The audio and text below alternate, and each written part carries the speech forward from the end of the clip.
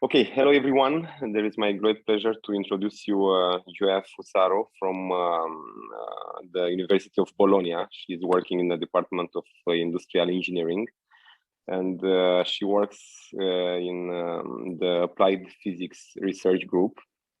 And she will speak about some approach of for ergonomic and multiphysical metamaterials. So Gioia, please. Great. First of all, thank you so much for inviting me for this webinar session. And I have been attending and following the MetaMAT webinars, and they are all have been very useful to me since I was finishing my PhD until now. So thank you so much. And I hope to keep up to the expectations and to all the previous speakers. Today, I am going to introduce you a bit of what I've been working on in the last years, especially regarding methodology approach, which is a mix between ergonomic and multiphysical characterization of metamaterials. So we all know, we are all familiar with different outdoor inputs that every day are influencing our lives and our activity, going from natural sounds to more human-based sounds, mechanical and aerospace sound propagation. And at the same time, we are all familiar with different indoor functions that connotate and characterize our work life and our private life, etc. And we all know that these inputs have different effects on different indoor conditions. In the latest year, so far, the most common solution in building acoustics involved, for example, active noise control or mechanical ventilation. And this most of the time is has to face the increasing energetic requirement, passive energetic requirements, and such as natural ventilation design, in order to keep up the technology with the energetic efficiency of the building system. So in this case, for what concerns my research in the latest years, I have been working on developing an acoustic metamaterial system in order to develop a window that can allow contemporary natural ventilation and noise reduction, incoming noise reduction. And through windows, of course. For what we know, this is a crucial point for acoustic metamaterial research, and so far, even if many solutions have been developed to pursue this objective, there are still some limitation in terms of design, of freedom in design, and on thickness of the systems, and also in most time, the active system, for example, contribute to obstaculate the visual perception of the outdoor environment. And at the same time, there have been many steps on in order to allow as much as possible natural ventilation within the building system instead of artificial air regulation.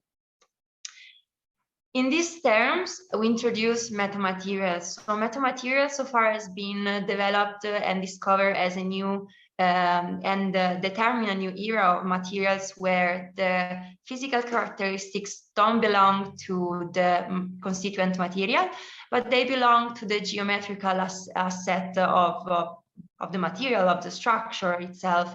And here we can see two examples of two different metamaterials and metasurfaces that have been developed in order to allow both ventilation and at the same time noise reduction.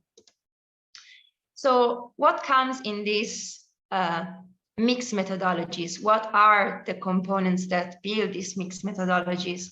In my case, I found very useful, I found very constructive to build together some approaches from social sciences, then skip to natural sciences, and then adding a bit of industrial prototyping principles. For example, from social sciences, we have extremely important participatory design instrument or tools and let's say techniques that can allow us to understand which parts, which components, and which aspects of a building features influence the human activity within the indoor environment. At the same time, for what regards natural sciences, we can think about, for example, acoustic metamaterials from natural sciences in terms of systems that are being developed in research in order to satisfy specific physical aims, specific physical characteristics to be realized within the building environments. And at the same time, we can use a number of experimental, analytical, and numerical methods in order to assess this new technique and these new metamaterial systems.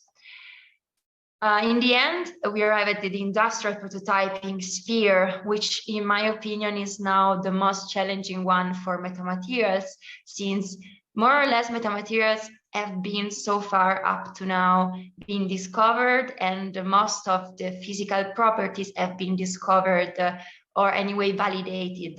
But right now we are in a phase in terms of research development of metamaterials that we are facing the introduction of metamaterials, acoustic metamaterials, mechanical metamaterials within a market, within an industrial environment where we have to focus, we have to also keep track of which are the heritage, the historical characteristic of specific building features, which are different components, which are the manufacturing processes that compose and that builds this new system made out of metamaterials.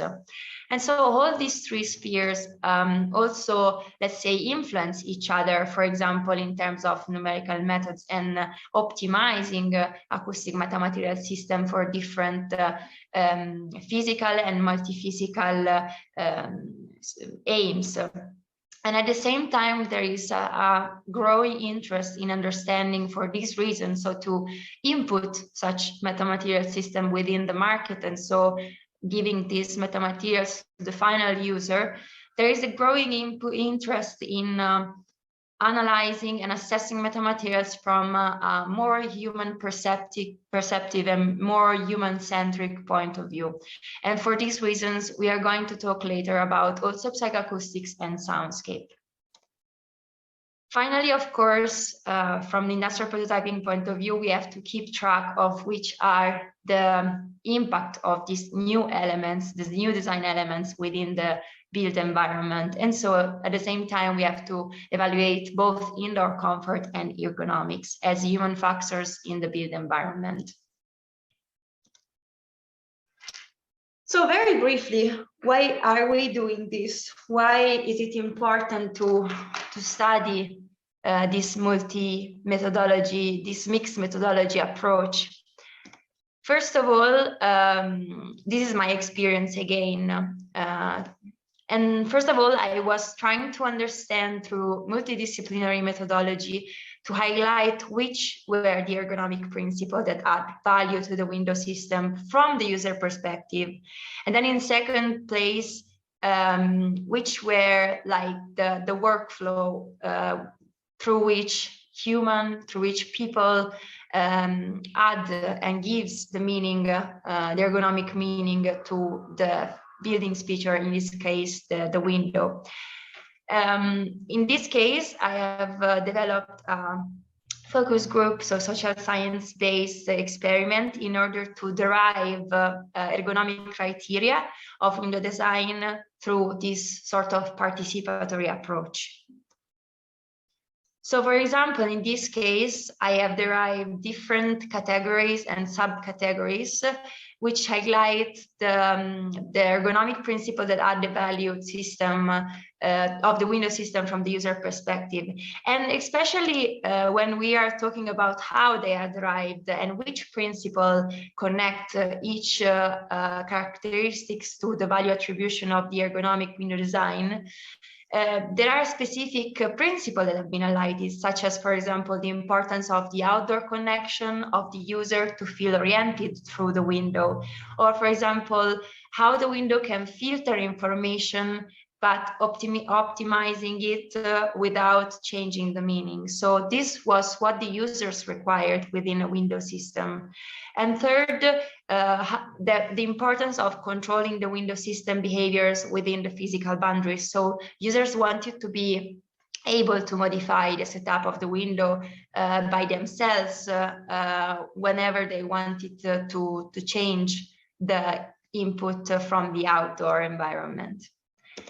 So once this principle have been, let's say, categorized, I think derived, a parallel challenge was, for example, to define and highlight which were the ergonomic principles that add the value to the window system from the user perspective, and then investigate a series of suitable acoustic metamaterials techniques to be applied for noise reduction and natural ventilation. So here again, we have a sort of mixed method, but also multi-physical research question. And for this reason, I have tried to, first of all, to investigate a number of already existent metamaterials technique, such as, for example, MetaCage and MetaSurface, and then adding some deployment mechanism in order to allow the system to open and change the configuration of both ventilation and noise propagation. So in this case, we see origami technique and auxeti technique in order to open the configuration, the physical configuration of the metamaterial, and so to change the physical impact of such metamaterial on the input sound wave or air propagation. In this case, these were some preliminary results. I'm not going to comment too much because these were very preliminary research. Anyway, the importance is that at the end, both of them highlighted important noise reduction qualities and characteristics. And in the end, the upper model resulted a bit more functional for the design criteria derived from the previous stage. So this model has been further investigated in terms of parametrization and parametric study in order to allow to derive a specific dimensions for the unit cell to perform this noise reduction from one side to the other of environmental configuration. And then I have extended this unit cell configuration of metamaterial into a metasurface and then folded it into an acoustic metamaterial. Both analytical and numerical methods were used in order to understand the resonance-induced localized modes in the acoustic metamaterial. And so the fields, the physics principle behind the acoustic metacage window. So, for example, afterwards, as you can see here, a very brief explanation on how this metacage window works is that the air and the noise propagates from the outdoor towards the indoor of the building environment, and then part of the sound wave, for example, is reflected, and part of it passes through this system, through these resonating cavities here. And so it propagates within the indoor of the built environment, being affected, of course, by the coupled resonances within the acoustic metacage window. At the same time, the air can flow as well, of course, from the outdoor towards the indoor throughout the same opening systems. It was very important after this stage to consider each part of the acoustic metacage window contribute to the acoustic impact, because, for example, it could have been relevant to study how the rigid front panel would have influenced this noise transmission rather than the rigid lateral constraints, rather than the addition of the flanks. And this was highlighted to influence, of course, the transmission loss through this metacage window in different way. As you can see, as highlighted from this slide, you can see that the superficial sound pressure level representation at these different frequency peaks highlight that different parts of the metacage window resonate and so works on the reduction of a specific frequency range. And at the same time, schematically, we can also highlight that this first peak could be related to the first resonator and these other two to the second and the third resonator. And in this term, this was very useful for the next step, which brought the basic knowledge that have been highlighted so far. So let's say ergonomic criteria plus multiphysical metamaterial were tried to be combined together. And so the final research question was, how is it possible to develop this metamaterial system following the ergonomic principles, and plus how can we optimize this for a full-scale prototype window that can be applied on most average architectural setups. And for this reason, we built a prototype basically from laser cutting and 3D printing. And we have been testing it from the acoustic point of view.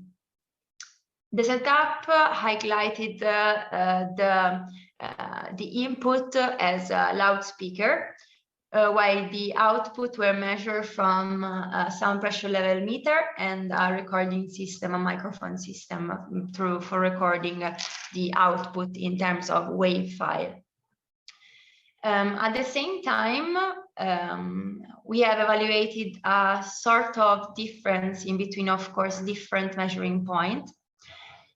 And so as well, the differences between the experimental and numerical assessment, which then agreed significantly in order to evaluate and assess also the numerical analysis and the numerical method. Finally, from the previous slide, we can see anyway that there is a lower frequency gap that is not affected by the window in a positive way, meaning that the noise is not reduced. And for this reason, there has been optimized, the design has been optimized. So a perforation has been performed, as you can see from these slides. And the perforation was made according to different resonating volume, since with this sort of perforation, 14%, we have all perforation throughout the whole panels of the meta window unit. This is how I call it. While, for example, for the 7%, so configuration B and C, we have only half of them. And we can see from these schematics here, from this section, that this sort of increased the resonating volume, since the opening here and the resonant volume becomes the overall corner of the window frame, if we mean it. Of course, as we were explaining before, this is the indoor configuration, the indoor face, and these are the openings through which both acoustic sound wave and air flows through the system. From the results, it is highlighted that definitely the new configuration, the perforated configuration, performs a significant improvement, especially from what regards the lower frequency range from 50 up to 500 Hertz. And another interesting thing is that doesn't matter much where this perforation is performed, but the importance is that the whole corner of the frame function as a resonating volume. At the same time, computational fluid dynamics study allow us to understand how, which was the pressure drop against the different inlet air velocities, for example, as we can see in this first graph, for different acoustic meta window configuration and for configuration with different percentages of ventilation opening values. Indeed, this system of window design can allow different ventilating and different opening configuration according to how much this window is extracted from the wall. So this system works either if it's fully open or either if it's half open, etc. And ventilation is guaranteed at the same time with all these different configuration. So finally, after, let's say, having assessed the acoustic meta window unit from both ventilation, minimal requirement ventilation point of view and noise reduction point of view, it was important to test it and to assess the window impact also from human perception and from a more psychoacoustic point of view. So as some of you may know from different definition from Murray-Schafer to the ISO, etc., there have been new parameters, of course, that try to approximate as much as possible and as best as possible human perception through physical and statistical relationship between the acoustic stimuli and the hearing sensation, and at the same time try to reproduce and try to understand how the surrounding environment from every noise sources component, etc., can affect the human behavior and can affect the human well-being. For this reason, different parameters have been established, such as, for example, for psychoacoustics, we have loudness, sharpness, roughness, and fluctuation strength. And all these parameters try to, again, approximate and try to reproduce and study how what generally is represented by simple, let's say, physical parameters is perceived from the human hearing system. And so at the same time, soundscape descriptors has helped us so far to introduce a different component, a different connotation of environmental sound and how it affects the human behaviors and the human well-being. Using, for example, descriptors such as pleasant, chaotic, vibrant, uneventful, calm, annoying, eventful, and monotonous. Now, if these parameters, psychoacoustic parameters and soundscape descriptors have been widely used for addressing more, let's say, environmental noise issues, at the moment they have not been applied to metamaterials and to acoustic metamaterials. However, for the previous reasons that I have explained, in order to combine different spheres of sciences approach, so social science, natural sciences, and industrial prototyping sphere, we have to keep track on how these new systems, this new system based on metamaterials, which are a brand new era, a brand new generation of materials, impact the human perception. And for this reason, we try to apply these psychoacoustic and soundscape descriptors and soundscape system methodologies to metamaterials. So to do this, in the previous setup that you have seen in the anechoic chamber with the loudspeaker and the microphone and the sound pressure level meter, we have not just reproduced white noise, but in order to assess the impact of the metamaterial system on the human perception, we have also introduced and reproduced different real sound scenarios selected for both characteristics, negative, neutral, and positive, so-called, for the human perception, such as, for example, traffic or construction noise, such as speech or human behaviors, or such as masking noises, such as fountains and birds. And for these reasons, these seven environmental sound recordings have been selected and have been reproduced through the experimental system that I have just showed you before. So in this case, we can see that different. We have tried to calculate an effectiveness of the system, of the metamaterial system, on different psychoacoustic parameters. And this has been calculated through the difference between the psychoacoustic parameters measured without the window minus the psychoacoustic parameter measured with the window. And this has been compared to the just noticeable difference from human hearing system in terms for each psychoacoustic parameters, in order to allow us to understand the entity, the amplitude of such a difference according to the human perception. Pardon me.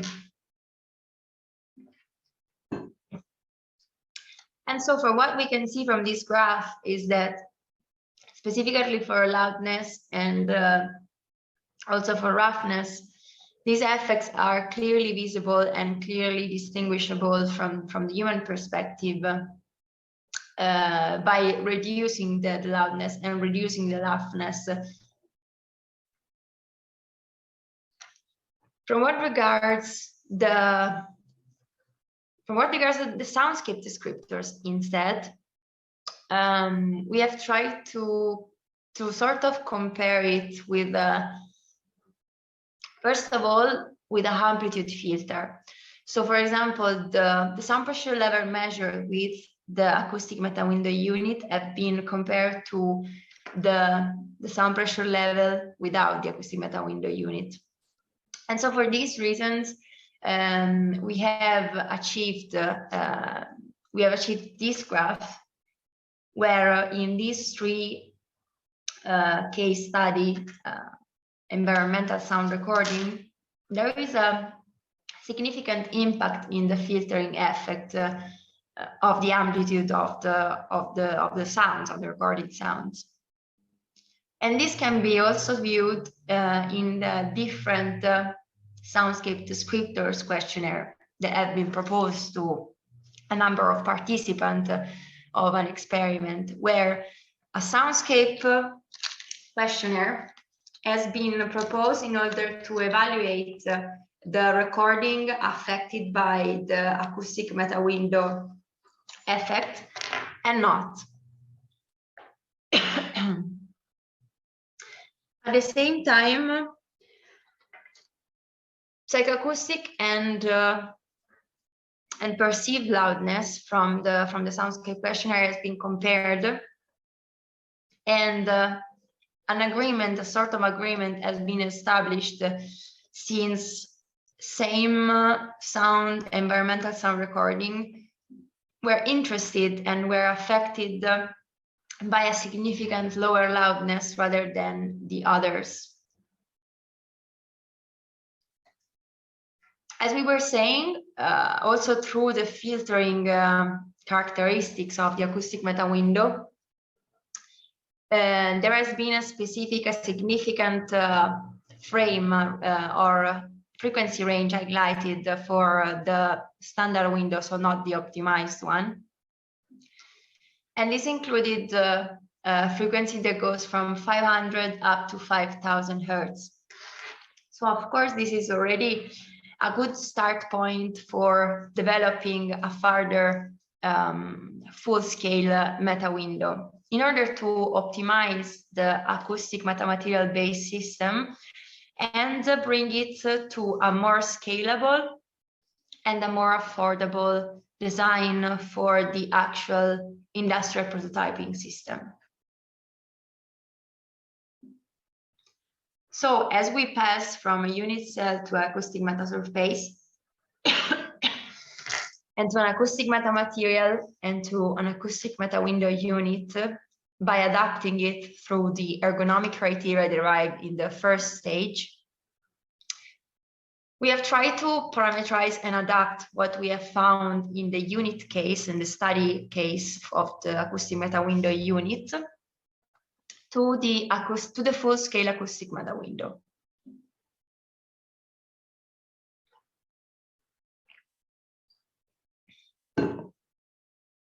Again, as previously explained, the acoustic metamaterial unit cell was embedded within the window frame in order to allow the ergonomic principle, the ergonomic criteria to design the acoustic metamaterial window as similar as possible to the criteria derived in the previous stage of the study.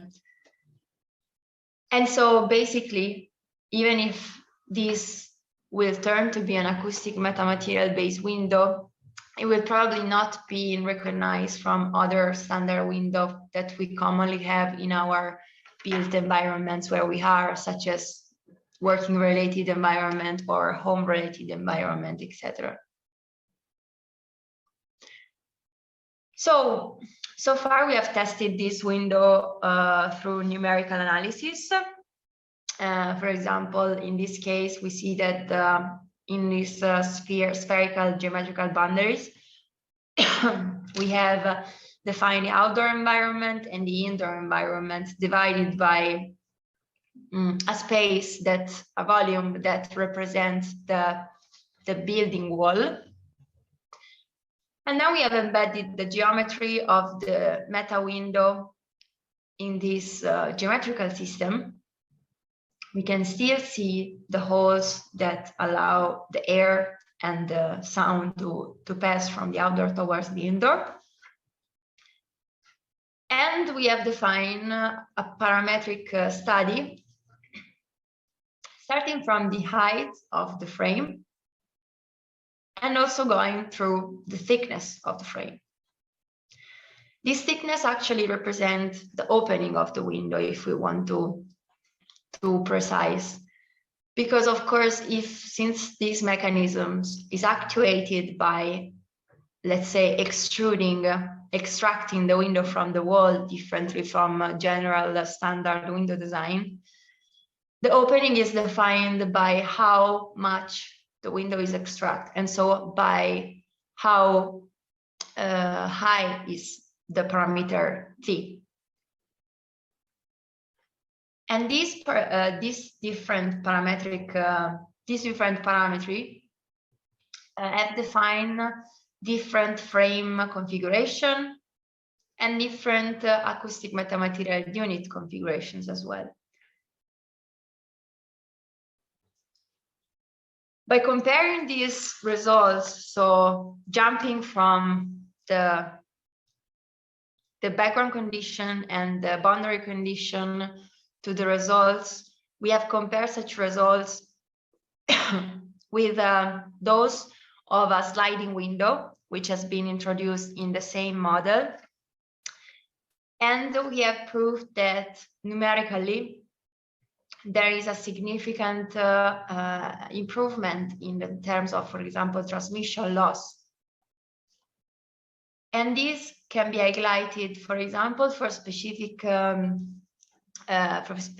height of the frame, which goes from 4 centimeters up to 10 centimeters. So this means that this mechanism is quite free from the thickness of the frame.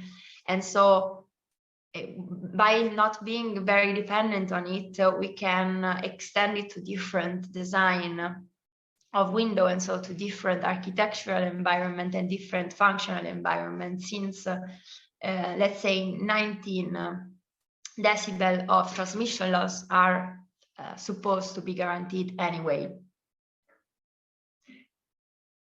Also through this analysis, we can highlight that this can be extended to different frequency ranges, going from low, meaning from 50 up to 500, to middle 500 to 2000, and high 2000 to 5000.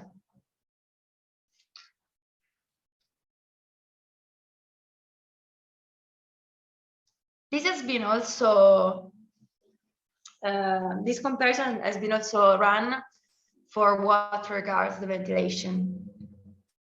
And taking the DIN as reference, as a low reference, we have been defined the air change per hour and then air change per minute to evaluate the extra time to allow the same air change than standard window requirement within the DIN. And so from this analysis, it's clear that allowing an additional time that goes from 6 minutes up to 9 minutes, we can achieve the same air change of a standard window, by opening a standard window.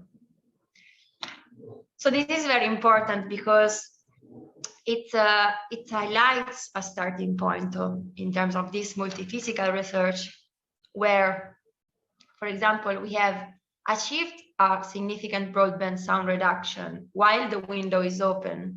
So most of the time, we tend to close the window while regulating the heating system of the indoor environment or while allowing the air to refresh. But most of the time, we close the window due to the fact that there are negative impacting noise outside that are disturbing us, that are annoying us.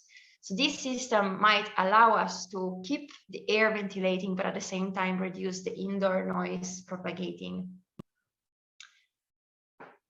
At the same time, we have proved from the human perception study that there is an encouraging acoustic neutralizing impact on the environmental sounds through the human perception investigation. And finally, we have a sort of criteria to follow to develop ergonomic design that can allow people to enjoy optimally the design of the metamaterial-based building feature within a built environment. And at the same time, of course, passive technology are key to this new energetic requirement era where we are trying to save as much energy as possible. Of course, there are some limitations that needs to be kept in mind, and that might be explored in the next steps of the research, such as, for example, study different climate impacts or different ranges of thermal input in the window performance, such as, for example, also specific indoor activities and building functions. And this should be also considered through, for example, experimental testing on the full scale of an acoustic meta window prototype from both ventilation and acoustic point of view. And of course, the computational fluid dynamics analysis that have been run so far are basic computational fluid dynamics analysis, and so perhaps a more implemented one, considering, for example, different floor level, different geographical location or wind direction and wind velocity or room dimension, could improve the understanding of such system in the applicability field, in the real applicability field of the industrial prototyping. So at the end, what it is needed to achieve from this acoustic metamaterial built ergonomic system is not just that to reduce optimistically, not just to reduce the outdoor acoustic inputs towards the indoor comfort, but to sort of filter and adapt different frequency ranges of outdoor acoustic inputs towards a more comprehensive consideration of the indoor comfort, influenced not only by physical parameter, but also by psychoacoustic parameter and soundscape descriptors.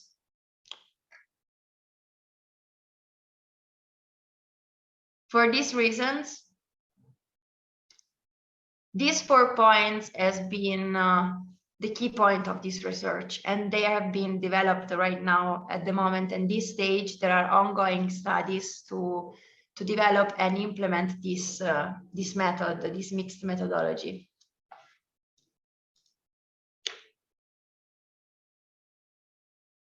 These methods includes, for example, analytical method as a first step.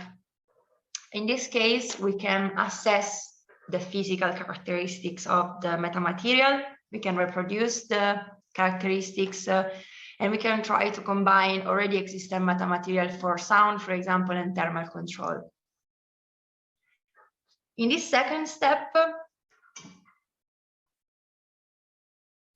numerical analysis are a key factor in order to optimize multiphysical metamaterial system and design. Optimize according to different physical aims, so different tasks such as acoustics, thermoacoustics, thermal deformation, ventilation, etc. In order to optimize the geometry on specific function and specific requirements, most of all. On the third step, we have experimental assessment. However, experimental assessment doesn't become anymore an element to assess the performance, because right now we have numerical tools that allow us to optimize and to reproduce as better as possible the performance of the acoustic metamaterials towards the real performance of the acoustic metamaterial. But in this case, the final optimized design can be assessed experimentally in order to consider different regulation or different estimation of what we have not considered, or might be environmental influences that have not been considered in the previous step. And finally, the final product might be evaluated through, again, ergonomic or human perception point of view. In this case, the assessments are different. They are not physical anymore, actually, but they are based on, as we were saying, a more human-centric approximation. So, for example, psychoacoustic parameters, soundscape descriptors, and technologies that can allow the person testing or evaluating the impact of such new acoustic metamaterial systems over the surrounding environment to be as immersed as much as possible, so to have a perception of the reproduced impacted environment as immersive as possible. Through different, of course, tools, which can be virtual reality or sound walks, etc., or questionnaire as well. So the overall aim here is basically start from the physical characteristic of the metamaterial, but then defining a combination that can allow us a specific suitability for a number of specific environmental conditions or different functions and ergonomic functions. And I think this is the key point of what we are doing right now. I think most people here are very much familiar with the acoustic metamaterial properties, and we watch what we can achieve right now with the characteristic developed so far. But at this point, we need to do a further step in order to allow the prototyping to be as much similar as possible to what the industry is required in order to make it available to the market and make it available to the designers and the architects and the engineers that are designing the built environment. And so for this reason, I think that these 4 steps could be a new way to approach the metamaterial design that can allow the applicability of it towards a number of different engineering function and application. Just to finish my talk, I just want to introduce you my research group. And we are a group from Bologna, the University of Bologna. And as you can see here, our topics are the most various, and we are mainly focusing at the moment to topics such as metamaterials and testing metamaterials from the built environment point of view, but also from the mechanical point of view. And also we are developing a system between simulation, numerical, analytical, and experimental tests to optimize acoustic metamaterial for industrial prototyping. At the same time, we are also keeping track of the sustainability of this process, which of course needs to be optimized at the moment, and the ergonomics and the impact of such systems over the human perception. I thank you all for listening to my talk. I hope I didn't annoy you too much and I didn't bore you too much. And yeah, this is all from me. And if you have any question, this project is open to new investigation and to new suggestion and to any feedback you want to give me kindly. Thank you so much. Thank you, Gioia. Very interesting results and clearly exposed. Okay, let's go for a short Q&A session. So people, if you have any questions, you can just unmute yourself and ask Gioia your questions, please.